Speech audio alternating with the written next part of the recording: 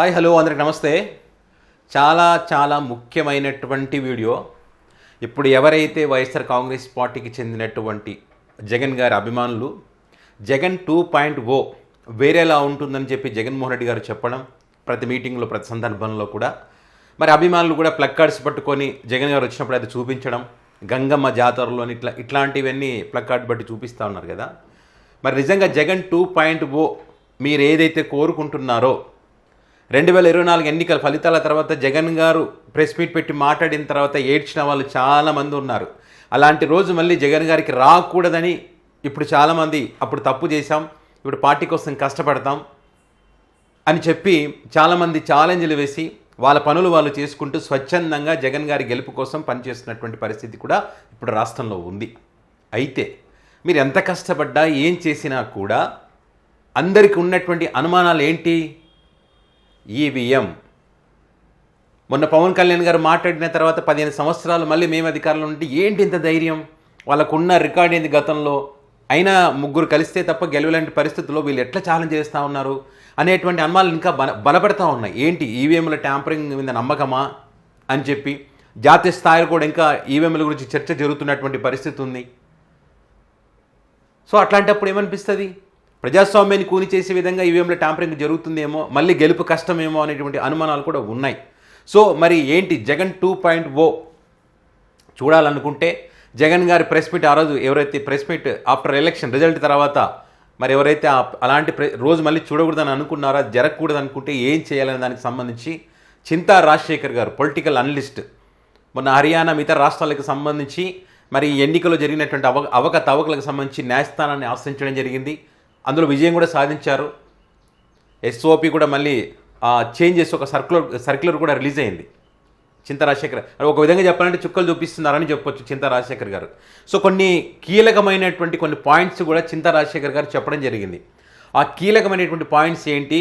మరి ఆ కీలకమైన పాయింట్స్ కనుక ఖచ్చితంగా అమలు చేస్తేనే ఖచ్చితంగా ప్రజాస్వామ్య పద్ధతిలో మళ్ళీ మీరు ఏదైతే కోరుకుంటున్నారో, ఇక్కడ ఒక వైసీపీ అనే కాదు, తెలంగాణ రాష్ట్రంలో కూడా ఇప్పుడు కాంగ్రెస్ పార్టీ కూడా ఎదురు చూస్తూ ఉంది. కాంగ్రెస్ పార్టీ కూడా జాతీయ స్థాయిలో నష్టపోయింది. ఇప్పుడు ఆ డేటా కావాలి, వారం రోజులు మాకు డేటా ఇవ్వాలని చెప్పి కూడా ఎన్నికల సంఘాన్ని కాంగ్రెస్ పార్టీ కోరింది. రాహుల్ గాంధీ గారు పదే అడుగుతూ ఉన్నారు. ప్రజాస్వామ్యాన్ని కూని చేశారు, వీళ్ళ ట్యాంపరింగ్ జరిగింది, డేటా డిలీట్ చేశారు, అనేక అనుమానాలు ఉన్నాయని చెప్పి. సో ఈ క్రమంలో అందరికీ అంటే ప్రజాస్వామ్యం గెలవాలంటే ఖచ్చితంగా ఇవి పాటించి తీరాలని చెప్పి కొన్ని పాయింట్స్ చెప్పారు. సో ఆ పాయింట్స్ చెప్పుకోవడానికి ముందు మనం ఒక్కసారి మొన్న జరిగినటువంటి ఎన్నికల సంబంధించి ఒక్కసారి చూద్దాం. జగన్ 2.0 అంత ఈజీ కాదు, అంత ఈజీ ఏం కాదు చాలా. ఎందుకంటే అంత ఈజీ కాదంటే కొంతమందికి నచ్చపోవచ్చు, కానీ వాస్తవాలు మీరు కష్టపడ్డా ఈవీఎంల వల్ల కొంచెం ఇబ్బందులు ఉన్నాయనే విషయం చెప్పదలుచుకున్నాను నేను ఇక్కడ. మొన్న చూడండి, 1,53,00,000 ఓట్లు టీడీపీ పార్టీకి వస్తే 135 సీట్లు వచ్చినాయి. 1,32,00,000 పైగా ఓట్లు వస్తే 11 సీట్లు వచ్చినాయి. 23 లక్షల ఓట్లు వస్తే 21 సీట్లు వచ్చినాయి. ఎట్లా సాధ్యం ఇది అనేటువంటి అనుమానాలు చాలామందికి ఉన్నాయి. మరి పోలింగ్ రోజేమో ఒక లెక్క, కౌంటింగ్ రోజేమో ఒక లెక్క. ఇక్కడేమో పోలింగ్ రోజు 70% అని చెప్పారు, ఇక్కడికి వచ్చేసరికి 75% అంటున్నారు. అంటే ఆ రోజు కొంత రాత్రి లేట్ అయిపోయింది, అది యాడ్ చేసాం ఇక్కడ అని చెప్తా ఉన్నారు. అయిపోయిన తర్వాత మరుసటి రోజు ఉదయం చెప్పినప్పటికీ కూడా ఇక్కడ 70% అని, మళ్ళీ కౌంటింగ్ రోజు 75% చూపిస్తున్నారు. అంటే దగ్గర ఎగ్జాంపుల్ చెప్పాలంటే ఇప్పుడు ఈరోజు 100 ఓట్లు పడ్డాయి అన్నారు, తర్వాత 115 ఓట్లు అని చెప్తున్నారు. 15 ఓట్లు ఎక్కువ వచ్చాయి, ఒక ఓటుతో గెలిచిన సందర్భాలు ఉండేది కదా. ఎగ్జాంపుల్ చెప్తున్నాను నేను. సో ఆ రకంగా. అదే కాకుండా June 4న CEO వెబ్సైట్, ఆంధ్రప్రదేశ్ సంబంధించిన వెబ్సైట్ పనిచేయలేదు కొద్దిసేపు అని చెప్పి కూడా ఒక చర్చ జరిగింది. ఈవీఎంలను ఎక్కడికో తీసుకుపోతున్నారని కూడా చర్చ జరిగింది. సో ఇవన్నీ అనుమానాలను నివృత్తి చేసిన బాధ్యత ఎన్నికల కమిషన్కు ఉంటుంది, కానీ ఆ దిశగా అడుగులు వేయట్లేదు అనేది మనం చూస్తూ ఉన్నాం. అండ్ అదేవిధంగా ఇక్కడ చూడండి, ఇదిగో ఇక్కడ సగటున 55.82%తో గెలిచారు అభ్యర్థులు. సగటున ఎప్పుడు ఇంత ఈ రేంజ్లో ఎప్పుడు గెలిచిన పరిస్థితి లేదు గతంలో. 2019లో తక్కువనే ఉంది ఇంకా. అంటే 88% ఎమ్మెల్యేలు, అంటే 154 మంది ఎమ్మెల్యేలు 50% కంటే ఎక్కువ మెజారిటీతో గెలిచారు. అంటే ఒకరికి 60,000, 70,000, 90,000 మెజారిటీ వచ్చింది. ఇది నమ్మశక్యంగా లేదు. ఒకవేళ గెలవచ్చు, 150 సీట్లు రావచ్చు, 160 రావచ్చు, కానీ ఈ మెజారిటీలే నమ్మశక్యంగా లేవు. ప్రతి ఒక్కరు ప్రశ్నిస్తున్నది అదే. అంటే ఏదో జరిగిందనడానికి ఇవన్నీ కొన్ని ఎగ్జాంపుల్స్గా చాలామంది వాళ్ళ సోషల్ మీడియా వేదికగా వాళ్ళ అభిప్రాయాలను వ్యక్తం చేస్తున్నప్పటికీ కూడా బూడిదలో పోసిన పన్నీర్ లాగే. కానీ ఇప్పుడు జరగబోయే ఎన్నికకైనా జాగ్రత్త పడాలనేటువంటిదే ఇప్పుడు అందరూ అభిప్రాయం వ్యక్తం చేస్తున్నారు. ముఖ్యంగా చింతా రాజశేఖర్ గారు చెప్పినటువంటి కొన్ని కీలకమైనటువంటి పాయింట్స్ మీకు చూపిస్తా, ఒకసారి చూడండి. జమిలీ ఎన్నికలు కూడా రాబోతున్నాయి. మరి ఈసారి విపక్షాలు గెలవాలంటే ఏం చేయాలి? త్వరలో జమిలీ ఎన్నికలని సంబరపడిపోతున్నారు. ఏపీలో వైకాపా వారు, కేంద్రంలో కాంగ్రెస్ వారు. మరల ఈవీఎంల ద్వారా అవకతవకలు జరిగితే ఏం చేస్తారు? మరల ఓటింగ్ శాతం అమాంతంగా పెంచేసి మోసం చేస్తే ఏం చేస్తారు? రాత్రికి రాత్రి లక్షలాదిగా కొత్త ఓటర్లు చేర్చి ఓట్లు గుద్దేసుకుంటే ఏం చేస్తారు? రాజ్యాంగ సంస్థలన్నింటినీ గుప్పెట పెట్టుకొని ప్రజాస్వామ్యాన్ని అపహాస్యం చేస్తుంటే ఎన్నికలకు అర్థం ఏముంది? ప్రజాస్వామ్యాన్ని, రాజ్యాంగాన్ని రక్షించుకునే బాధ్యత ఎవరిది? ఇకపై బీజేపీతో పొత్తులో తొత్తుగా ఉన్న వారిని ఈవీఎంలో గోల్మాల్ చేసి గెలిపిస్తారా? జమిలీ ఎన్నికల్లో అమాంతంగా ఎన్నికల శాతం పెంచకుండా చింతా రాజశేఖర్ సూచిస్తున్నటువంటి నివారణ చర్యలు ఏంటి?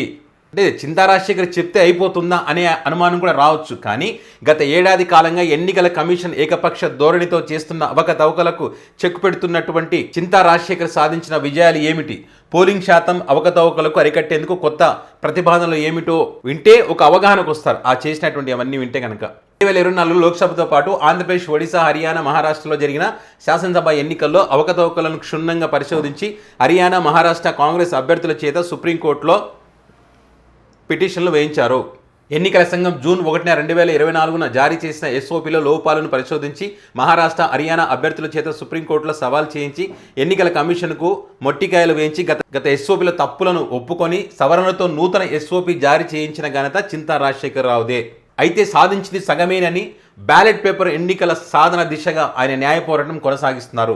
రానున్న జమిలీ ఎన్నికల్లోనైనా ఎన్నికలు సజావుగా సాగి ప్రజల అభిష్టం మేరకు ప్రభుత్వాలు ఏర్పడాలంటే ఎన్నికల సంఘం ఆగడాలకు మూకుతాడు వేసేందుకు ఒంటరి పోరాటం చేస్తున్న చింతా రాజశేఖర్ పోరాటానికి అండగా నిలుద్దాం. ఎన్నికల సంఘానికి అసైన్ చేసే ట్వీట్లను అత్యధికంగా షేర్ చేసి ఎన్నికల సంఘం మెడలు వంచేందుకు చేయి కలుపుదాం. 2024లో లోక్సభతో పాటు ఆంధ్రప్రదేశ్, ఒడిశాలలో ఎన్నికల రోజు రాత్రి 10 గంటలకు వెలువడిన పోలింగ్ శాతానికి 4వ రోజు వెలువడిన పోలింగ్ శాతానికి 12% వ్యత్యాసం ఉన్నది. అవకతవకలకు ఇది మూలం కూడా. దీనికి చెక్ పెట్టేందుకు చింతా రాజశేఖర్ ట్విట్టర్లో ఎన్నికల కమిషన్కు ఒక కార్యాచరణ సూచించారు. అంటే కార్యాచరణ సూచించారు అనడం కంటే ఓ విధంగా దమ్ముంటే ఇది అమలు చేసి పారదర్శకత నిరూపించుకోవాలని ఒక సవాల్ విసిరారు. కొన్ని ప్రతిపాదనలు ఉన్నాయి, చాలా కీలకమైనటువంటి ప్రతిపాదనలు అవి.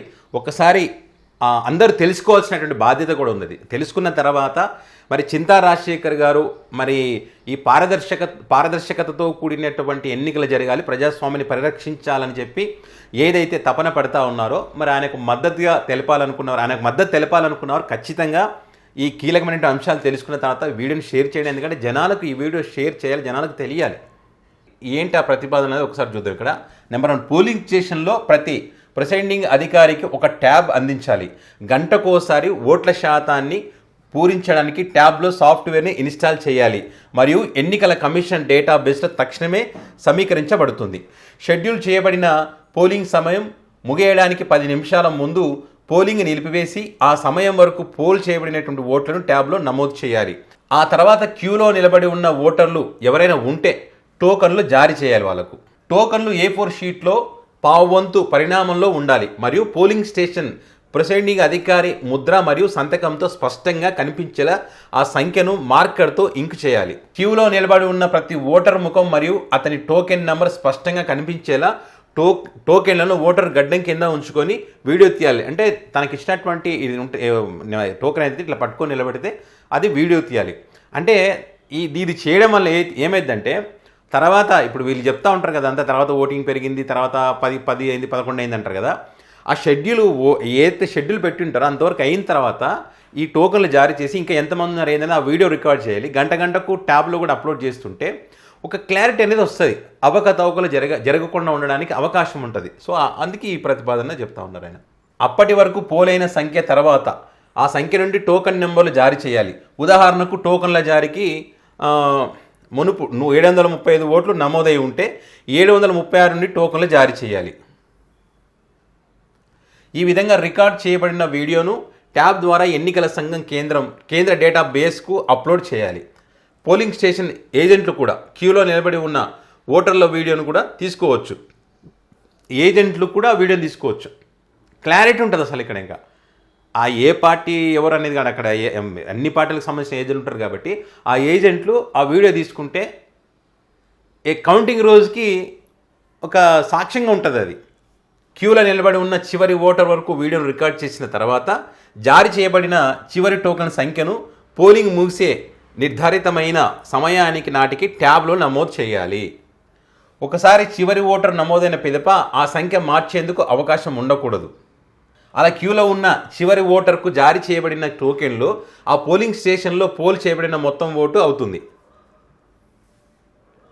నిర్దిష్ట పోలింగ్ సమయం తర్వాత ప్రిసైడింగ్ అధికారి సంతకాలు మరియు ముద్రను కలిగి ఉన్న టోకెన్లు జారీ చేయబడిన చివరి టోకెన్ మాత్రమే ఓటింగ్కు అనుమతించబడతాయి. కొన్ని రాజకీయ పార్టీలు మోసాలు చేసి పోలింగ్ సమయం ముగిసే కొద్ది నిమిషాల ముందు గుంపుగా ఓటర్ల సమూహాన్ని పంపి గందరగోళాన్ని సృష్టించవచ్చు. అందుకని పోలింగ్ ముగిసే సమయానికి క్యూలో ఉన్న ఓటర్లు ఆ పోలింగ్ స్టేషన్ యొక్క మొత్తం ఓటర్లలో 10% కంటే ఎక్కువగా ఉంటే పోలింగ్ను కౌంటర్ మ్యాండేట్గా ప్రకటించాలి. ఈవీఎంల బ్యాటరీ శాతాన్ని కూడా నమోదు చేయడానికి ఒక ట్యాబ్లో వెసులుబాటు కల్పించాలి. ఇది ఫారం 17(c)లో కూడా ప్రతిబింబించాలి. ఓటింగ్ పిదప ఫామ్ 170(c) ట్యాబ్ ద్వారా ఉత్పత్తి చేయాలి మరియు ఆ విధంగా ఉత్పత్తి చేయబడిన ఫారం 117(c)ని ఏజెంట్లకు క్యూఆర్ కోడ్ రూపంలో అండ్ లింక్ రూపంలో వారి మొబైల్ ఫోన్లకు చేరాలి. అదే ఎన్నికల సంఘం వెబ్సైట్లో ప్రతిబింబించాలి. పోలింగ్ ప్రక్రియను ప్రారంభించే ముందు బూత్ ఏజెంట్ల మొబైల్ నెంబర్లను ట్యాబ్లలో నమోదు చేయాలి. తద్వారా ఫారం 17(c)ని బూత్ ఏజెంట్ల మొబైల్ నెంబర్లకు ట్యాబ్ ద్వారా ఫార్వర్డ్ చేయవచ్చు. ఫారం 17(c)ని ఉత్పత్తి చేసే బూత్ ఏజెంట్లకు పంపిన తర్వాత ట్యాబ్ని స్విచ్ ఆఫ్ చేస్తారు. సిమ్ మరియు బ్యాటరీని తీసివేసి విడిగా సీల్ చేసి ఈవీఎంలతో పాటు స్ట్రాంగ్ రూములకు పంపాలి. కౌంటింగ్ రోజున ట్యాబ్ బ్యాటరీ మరియు సిమ్ను ఈవీఎంలతో పాటు చొప్పించి స్విచ్ ఆన్ చేస్తారు. లెక్కింపు రోజున ఈవీఎంల బ్యాటరీ శాతాన్ని కూడా మళ్ళీ ట్యాబ్లలో నమోదు చేస్తారు మరియు బ్యాటరీ శాతంలో ఏదైనా తేడా ఉంటే ధృవీకరిస్తారు. ఎన్నికల తర్వాత ఎన్నికల కమిషన్ సేకరించిన ట్యాబ్లను ఎన్నికల పిటిషన్లను మూసివేసిన తర్వాత సంబంధిత రాష్ట్ర ప్రభుత్వాలకు అప్పగించవచ్చు. ట్యాబ్ ఖర్చును సంబంధిత రాష్ట్ర ప్రభుత్వం భరిస్తుంది. ఎన్నికల తర్వాత రాష్ట్ర ప్రభుత్వం ఆ ట్యాబ్లను దారిద్ర్య రేఖకు దిగువన ఉన్నటువంటి 10వ తరగతి చదువుతున్న ప్రతిభావంతులైనటువంటి విద్యార్థులకు అంటే సంవత్సరానికి 8 లక్షల కంటే తక్కువ ఆదాయం ఉన్న తల్లిదండ్రుల ఆ పిల్లలకు పంపిణీ చేయవచ్చు.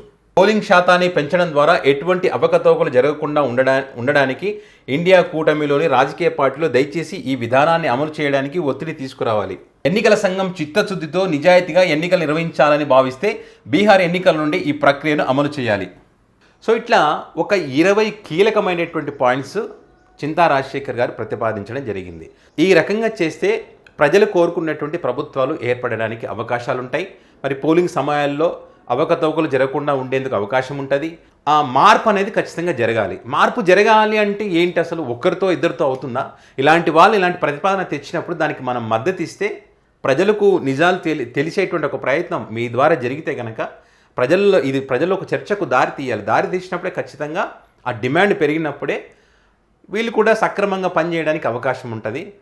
మరి బీహార్ ఎన్నికల నుంచి దీన్ని అమలు చేయాలని అంటే పారదర్శకత, నిజాయితీ, మేము నిజాయితీ ఎన్నికలు నిర్వహిస్తామని చెప్తున్నప్పుడు మరి వీటన్నింటినీ ఈ అంశాలు ఏవైతే వీటి పరిశీలించి మరి ఖచ్చితంగా ప్రజలకు ఉపయోగపడేటివే కదా, ప్రజాస్వామ్యాన్ని పరిరక్షించేటువంటి అంశాలే కదా.